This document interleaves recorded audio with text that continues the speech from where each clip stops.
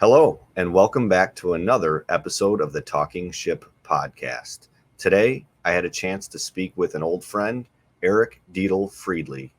Eric has many decades of experience in the garden center industry, starting up north in the Northeast, working for some of the largest garden centers in North America, and then taking his knowledge to the South and applying that to a garden center in Florida, where he now serves as one of the chair members from the Tropical Plant Industry Expo. Eric is a contributing expert in the IGC Talk group, as well as a generally good human being. Without further ado, here is Eric Diedle-Friedly. I thought for sure Florida being a year-round place, there would be garden centers on every corner. I didn't even have to look at it. I would just go and figure it out when I got here. And that was the biggest eye-opener. As soon as I got here, I realized that's not how it works down here. There are very few, if any, garden centers around. It's mostly landscape nurseries, landscapers that are kind of selling off their nursery stock that they overbought for a job. Mostly mom and pop kind of stores where the only other employee is a kid. So I came down here. I had a real tough first 6 months. But you kind of had a belief that somebody that with your background could take that knowledge and experience and put a Florida twist on it. I mean, Yeah, right? I wasn't willing to give up. I wasn't willing to give up. I knew something out here, there was something out here. So kind of floated around a little bit until I landed at Living Color Garden Center in Dania, where I learned all about Florida gardening because it's very different from where I was from. So learned from Mark Herndon, who was the owner and grower at Living Color, and probably one of the best growers in the country. Great understanding of plants that do well here and the sellability of plants here. So there was a real retail twist on what he was growing. He knew what plants people would respond to. So that was a great experience. So that was kind of another stepping stone. And I'm looking at the Flamingo Road Nursery website right now, by the way.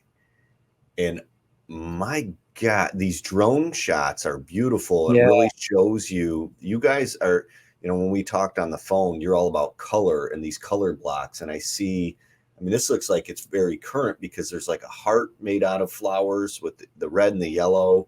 I don't know if that's a Valentine's Day thing, or is that just something that you've had on here?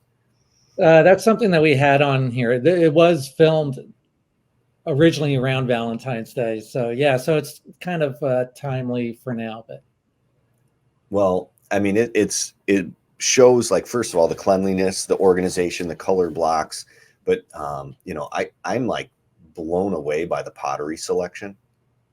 We have a great pottery selection that we do. And the way they're merchandised with the color blocks as well. So let's bring you back to now. We're at Flamingo Road Nursery. Yeah. You had like some kind of chance encounter meeting the gentleman who owned that property, and kind of like fate. How did this all work out? So it was September of 2005. And I was talking with one of my vendors, and they said, hey, something's happening out there on Flamingo Road. Some guy is building something.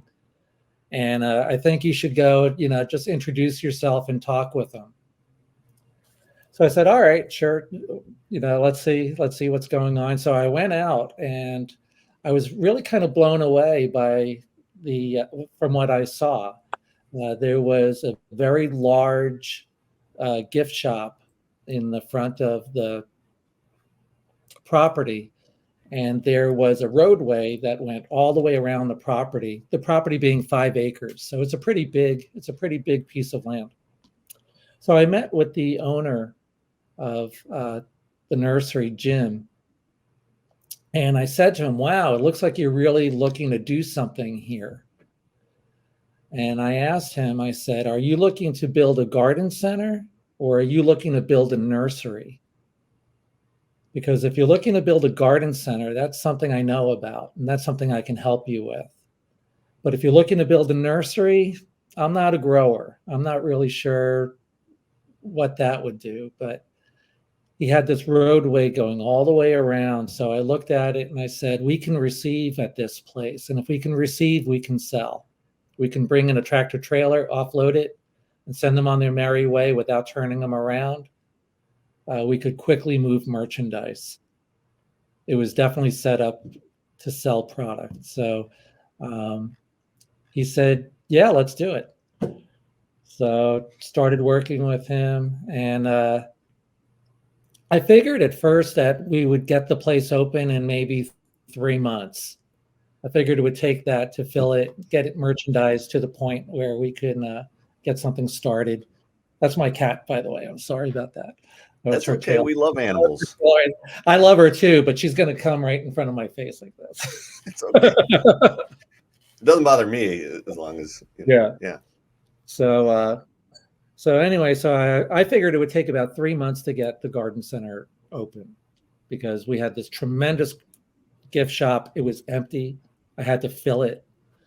We had none of the supporting product. We had no pottery. We had no statuary. We had no fountains. We didn't even have plants on the ground. All of the plants were down the road at an older facility Jim had. And I figured, all right, I got time to get this thing going. So I started buying product, receiving it, displaying it, getting it ready. And lo and behold, a Category 3 hurricane came. We had Hurricane Wilma. So she kind of threw a wrench right in the middle of my plans there. So I had to unmerchandise everything. I had to put everything into the gift shop and secure the property for the hurricane. And immediately after the hurricane, all of our plants were at the older facility down the road, which had irrigation run by electricity. And our property had diesel. So we had to quickly take whatever plants weren't destroyed by the hurricane and bring them over to get them under irrigation. So we had to push up our grand opening a little bit. So we opened 2 days after that hurricane.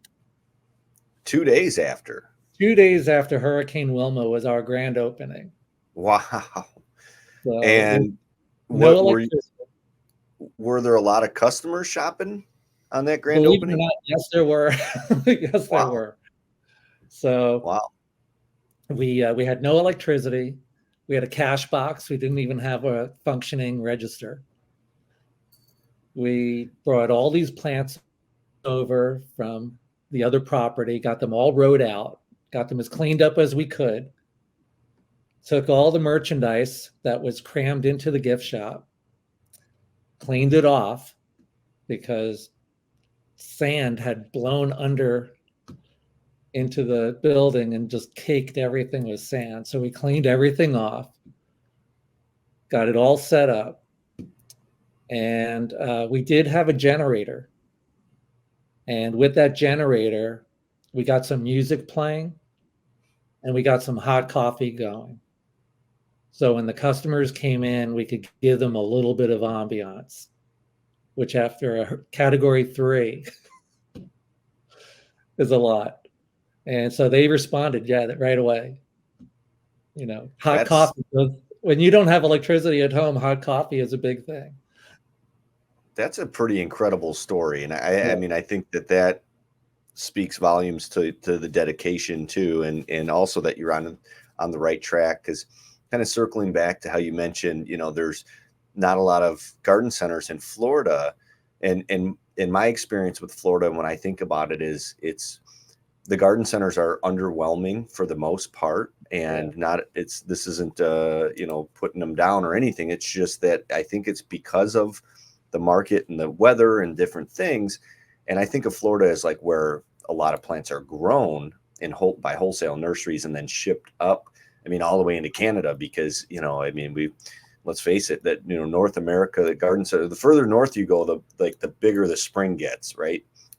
And but it would also make sense to me that a lot of people come from the Northeast and from the Midwest and from northern climates and move down to Florida, and they might be accustomed to shopping at like a Hicks nursery or a Martin Viette or a Gerton's in Minnesota or one of these like just awesome places, and then are missing out. And then here comes Eric with this northern experience, mentality and mindset and love for a garden center, and you kind of like put color as the focus instead of what I call like just like the salad or the cabbage, just the green leafy foliage, which nothing wrong with that, but people really respond to color, and so I think maybe what the conventional wisdom down there is the shelf life on color isn't as long, but you were able to make that your niche. So tell us about how you're able to create that niche and that customer base and keep the turns up and keep the product looking good all the time. Yeah. So thank you for all that, by the way. But so the nurseries here, like I said, they're kind of landscape nurseries. Mm-hmm. So they're mostly landscape divisions. They go out and they do their planting of trees and shrubs and whatnot, which very seldom include color. So when you go to these nurseries, they're very green. They're very rowed out like broccoli. They're very basic, so color sells. I mean, it's just a fact. Color sells. And I've run color programs before.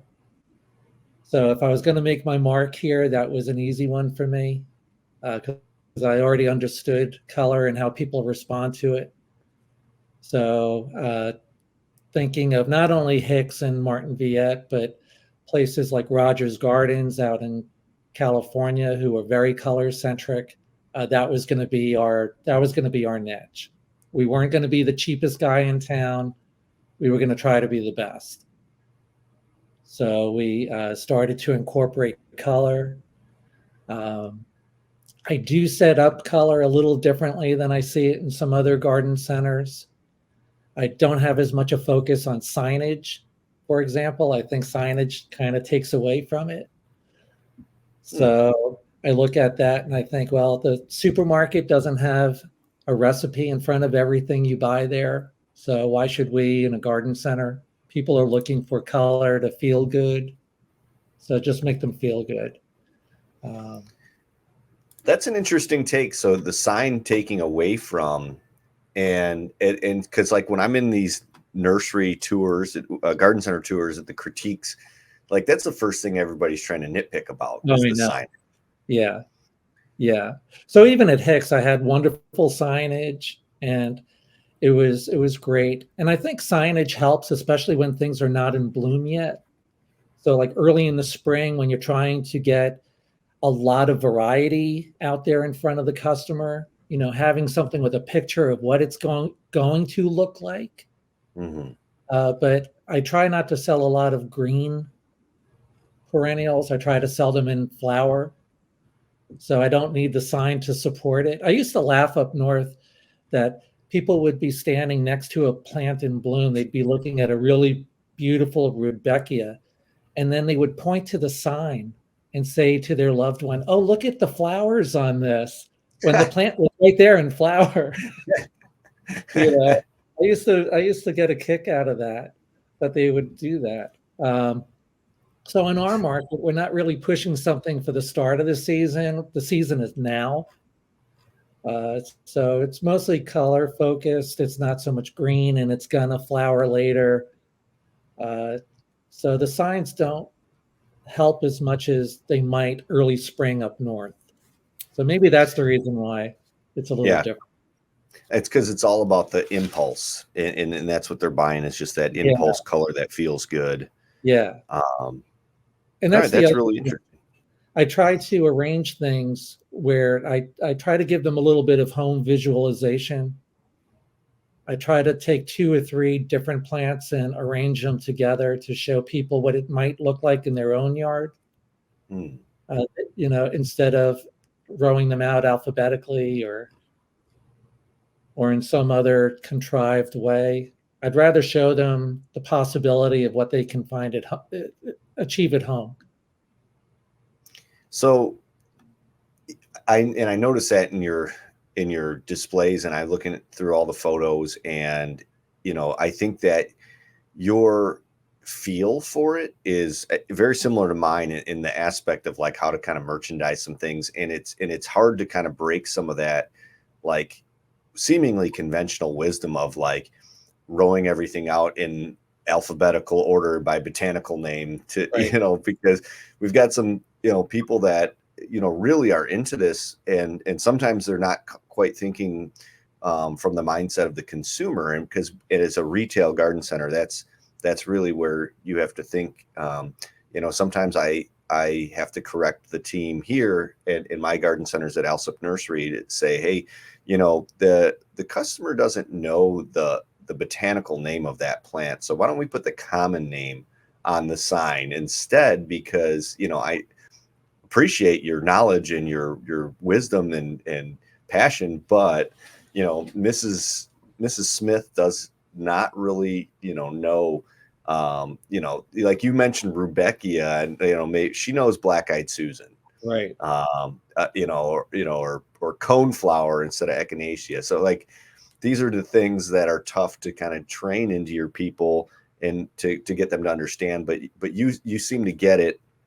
And to take it a little further, I think you realize that there is a big shift in consumer awareness on subjects in relation to the environment and how garden centers can have an impact, positive or negatively, to our environment and to the pollinators. And from what I can kind of figure from just checking out what you guys are doing, you've made an effort and shift to focus on pollinators and pollinator plants in some of your displays, and you've taken sort of like that whole color mentality, that pollinator awareness mentality, and just that wow factor, and you guys created a gigantic mural in your garden center. Tell us about the mural. Yeah, well, for starters, yeah, we have a whole butterfly area, and we set that up right from day one. We knew that this was something that we wanted to promote. It's a great way to get families involved, get the kids outside, get them away from their devices and get them outside in the actual yard, get them in an activity that they can all do together. So we set out right from the beginning that way, that we were going to just grab the market on butterfly and pollinator and expand it and grow it to the largest we possibly can.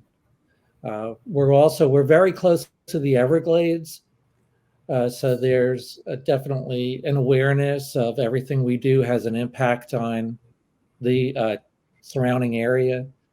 So we try to stress a little bit more of an organic approach. That's not to say we don't sell chemicals, we do. And I don't try to guilt people with the whole organic thing either. I really do stress IPM. So IPM says, I acknowledge that organic may not always solve your issue, and it's okay to move on to something stronger to solve it. We're not going to judge you for that. So there's that part of it as well. So the mural, we during COVID, our garden center, like many others, we were very successful. We really benefited from the awareness that people had for gardening and love of gardening and the growth that we saw in our industry.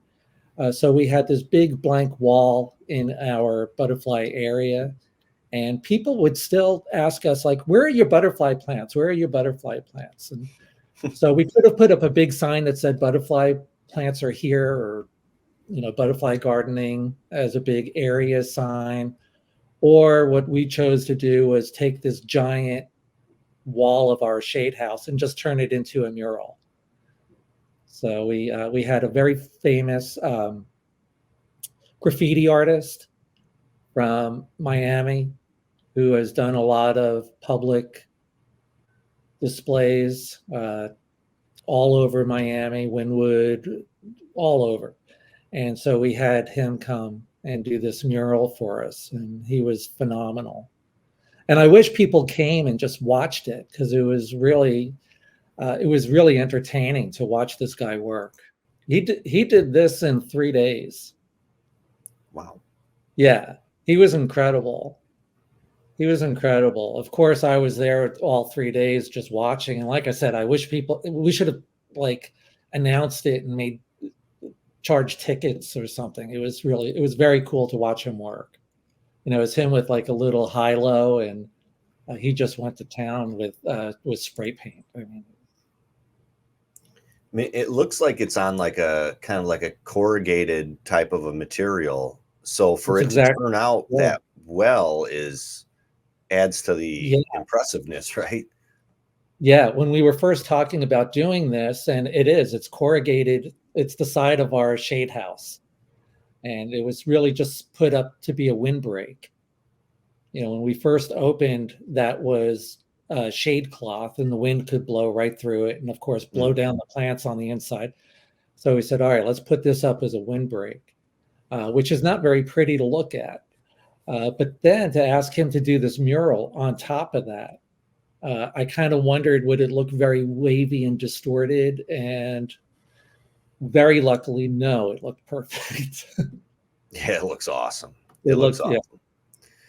Well, okay, so that's pretty cool. And, you know, you've been involved in a lot of cool things. And, you know, I got to ask you, because, and it's funny because I'm up in Indiana. I'm in a suburb of Chicago, and we've got elsipnursery.com and also shipmyplants.com. And through Ship My Plants, we decided that it was a good idea to join the FNGLA as, you know, a way to, you know, network and educate and just become involved. And, you know, I'm involved in the Indiana Nursery Landscape Association here, but it's just kind of ironic that we're going to also be involved in Florida.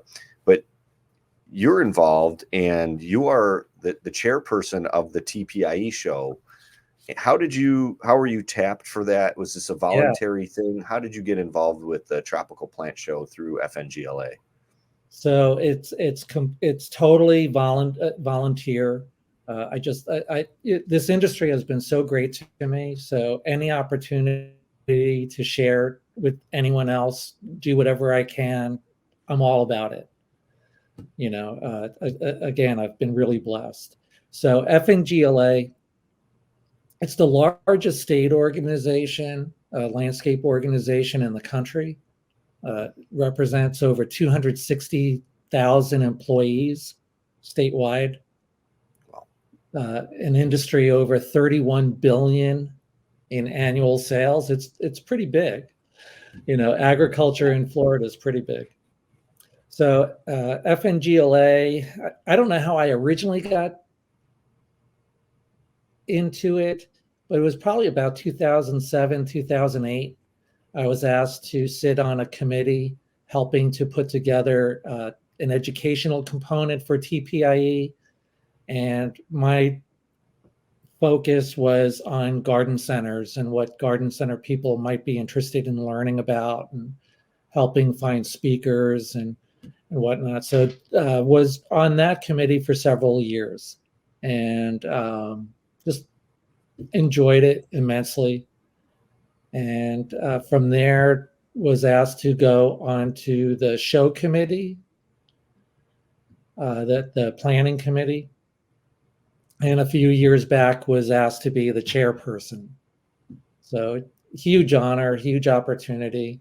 It's a 3-year thing. I've gone now through 2 years of it. I keep saying blessed, but I really am. I was super blessed to be the chairperson for the 50th anniversary of TPIE. That was last year. Mhm. That was huge for me. Uh, that took place in Tampa. We had to leave our Fort Lauderdale home for a few years because the convention center was being expanded. This year was our first year back. We were super excited by that. Um, the show was about 25% bigger than it ever was. Great attendance, great energy.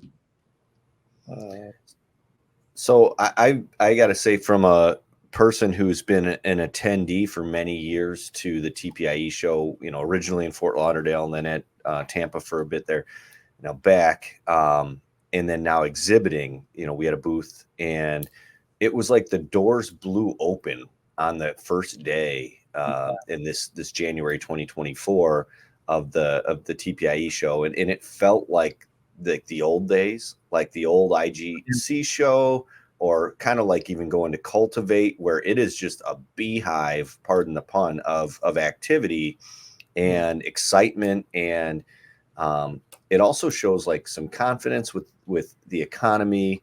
I know we've been fighting inflation, and obviously we're in this, I guess a lot of people are calling the post-COVID years now of being in the garden center business, and things kind of going back to pre-COVID in a lot of ways, but also, I mean, I think we've gained a lot of new plant parents, and it's just the capturing them before they scatter is kind of the goal. But I was really impressed with the amount of exhibitors, the topics of education, and you could see too that they're like working around the clock on that new hotel.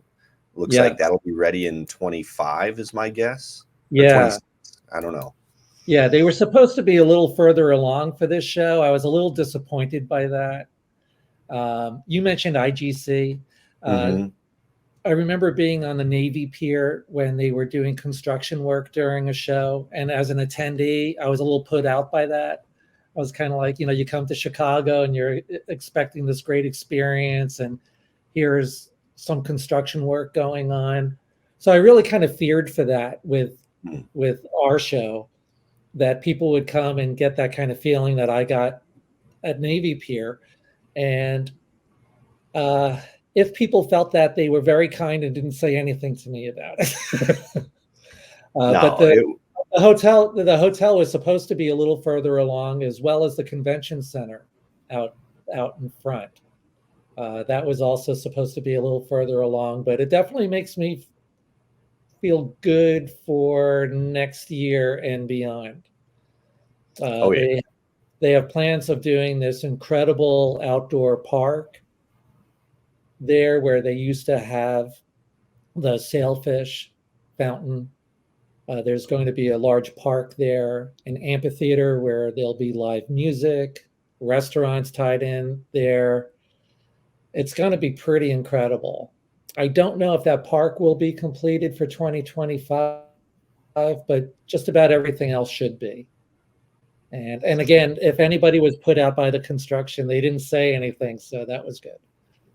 no, it was obvious that obviously there's only so much you can do in a given amount of time, and the way it worked out for me, everything was pretty much within walking distance, Yeah.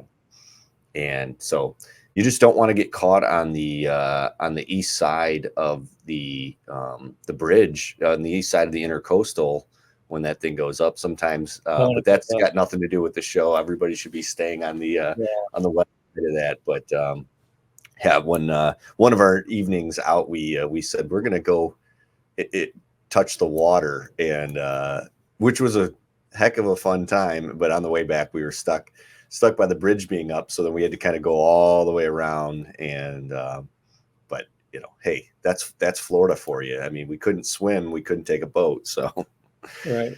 all right. So who's all involved in the planning committee at TPIE? I know there's some other really good industry people who are taking Yeah. the service Yeah. aspect like you. The planning committee is chock full of phenomenal powerhouses of our industry, from Chris Beatty's to Bisser from Live Trends. Paul DeRoos is on our committee. Ty from AgriStarts, Matt from Central Florida Fern, Olga is on our committee.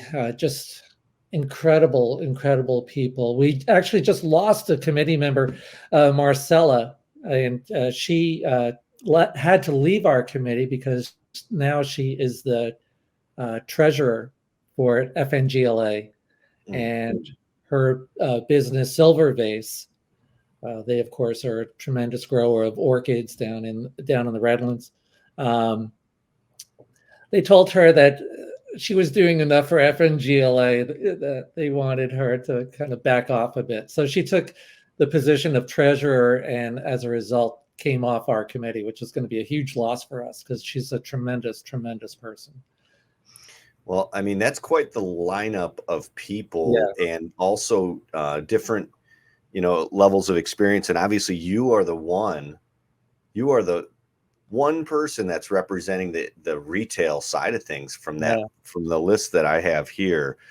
So that's, to me, that's really important. And I think that, that all the aspects of the supply chain need to be accurately represented. So thank you for being that guy, because that's the angle I take when I go there from being a retail garden center person.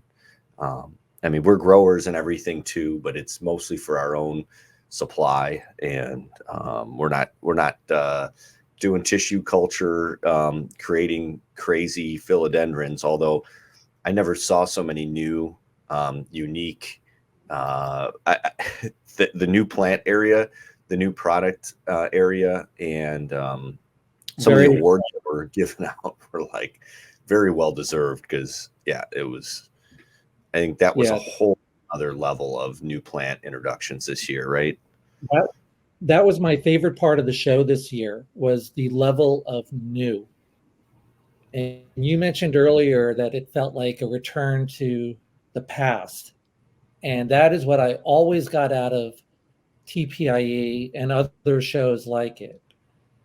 I would walk through and I would always find product that got me super excited, because I'm a retailer. So I look at it and say, I need hundreds of this. I'm going to sell hundreds of this. This is fantastic. People are going to love this as much as I'm loving it right now as I see it at the show. During COVID, I don't think there was a whole lot of research and development or breeding or whatever. The shows always seemed to me like it was the same. Everything was the same. This was the first show that I looked at and said, wow, I need this. I need this. Who's growing that? Get me that. I need that. Yeah, it was fantastic. Yeah, I definitely agree with that. And I've got all these notes to follow back up with my team to say, like, how come we don't have these plants? And a lot of the questions I've already asked about certain ones are like, well, you can't even get that yet. I mean, it's like they showed us the future, and they're like, but wait, you got to wait. But I mean, that's just how it is. They have to build up, inventory, and, also give it some time to make sure everything's going to stabilize. And so, but the excitement that was generated, and there are a lot of new stuff that's readily available. And, there were also some really good new hard goods that I saw there, that some award-winning. There was a company, it's escaping me, but we'll throw it up in post editing, but they had pottery that looked like ceramic, but it was made from recycled cars. Yes. And they had watering cans and bird baths, and I was walking by the booth, and the lady picks up the bird bath, and I'm like, how could you be that strong? Like, that's not ceramic. There's no way. They come over. And so that was one, and just some of the other simple innovations, like some self-watering pots that had a clear outside container. I don't know why I never thought of that before, and I've never seen it. So in addition to being the chairman of the show, I'm also one of the judges of the show. So we got to see the show before anyone else. So we went through there and got to see all these new products without anyone around. And yeah, it was fantastic. You mentioned those pots that were made of recycled cars. Yeah, we Hmm. gave them an award. They totally deserved it. The name escapes me. Sorry to say, but they were Yeah, great. I have it in my notes, and I their booth was awesome, and the guy was explaining that Yeah, somebody came over from Europe just to build that booth for them with those pallets, the pallet wood and everything, and beautifully done. Yeah, their yeah. use of plants to soften it. They had all those white orchids and very deep green, glossy plants in there. It was just beautiful. So Eric, it's very innovative and unique, and something that I want to look into for my own garden centers. But you have that grill and chill zone with beer and wine that Yeah, is right in the middle of the garden center, and I just think that's a great way to keep customers' interest and maybe spending a little bit more time. And I also see that you guys have yeah. a cafe. Um, We try to so make it an experience. We want people to come and enjoy the experience at Flamingo Road, not just the beautiful plants, but what it makes them feel, and expand into other aspects of living in an outdoor environment. So the grill and chill, definitely, we're still kind of testing it, but I see the reaction from week to week. We get repeat people coming through, to come hang out. We invite them to bring their dogs. It's hard to find a place that you can bring your dog and hang out. So people really appreciate that. So I think we're moving in the right direction with that. yeah, I love that, and I love that you are a pet-friendly garden center. And I don't know if you could hear the dogs Always. barking here, off kind of off camera, but and that's something that we're really focused on here as well. And I think that there's some really good studies in garden center people. Listen up, that most people who have a pet also have a landscape or a garden. So it's definitely a very combined. We're talking about home living, so I think there's a lot of symbiosis there, between those categories. So that's pretty neat. Okay, so last question: what is one thing that the listener should know about you that you haven't mentioned, or that I probably don't know, or most people don't know? Wow. What's the one Gotcha. thing? Yeah. Uh, what is the one thing? Before I was coming on to speak with you, one of the things that I was doing was I was watching a YouTube video of a song that reminded me of my mother. And if there was one thing that I want people to come away with thinking of me and my start in gardening, I learned gardening from her. My mother was a farm girl from Switzerland. Both my parents are from Switzerland. They were married there. They immigrated to the United States in 1960. And I learned gardening from that woman. I started off, I would weed out the garden paths. I wasn't allowed to touch anything.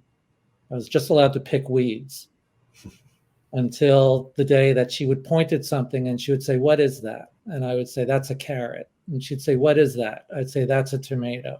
"What is that?" "That's a pepper." At that point, she said, "Okay, you can work in the garden." And I used to work side by side with her for many years. That's beautiful. I'm glad that that was the answer you gave, because that kind of brings it back to the beginning, of where the horticultural journey kind of started. And Yeah. usually it's inspired by a family member. Most often I hear mother or grandmother. Yeah. Um, and then there's that tradition that people remember, and then they want to come share that love of gardening with the next generation. So Right. I think that's a very beautiful story. I Yeah. think that I hope and wish for that for everybody to share that connection with a loved one, and to get them into gardening in that way. So, all right, Eric Diedle-Friedly, once again, thank you so much for being on the Talking Ship podcast, brought to you by shipmyplants.com. This has been a pleasure to have an industry legend on, such as yourself, and I'm grateful and thankful that you took the time out of your day to do this, and we'll hopefully do it again sometime in the future, and I will be seeing you around. Please don't be a stranger. You've got my information. Anytime you want to bounce ideas or talk about anything related to the industry, I'd be more than happy to. And so thank you for providing your insight and wisdom. No, thank you. This is really an honor. I've been at this for 35 years, and having some people kind of look at me as someone who might be in the know, it's like, wow, all right. Well, you're also being very humble, so I respect that as well. Thank you. All right. Thanks a lot. All right, everybody. Until next time, thank you. Bye-bye.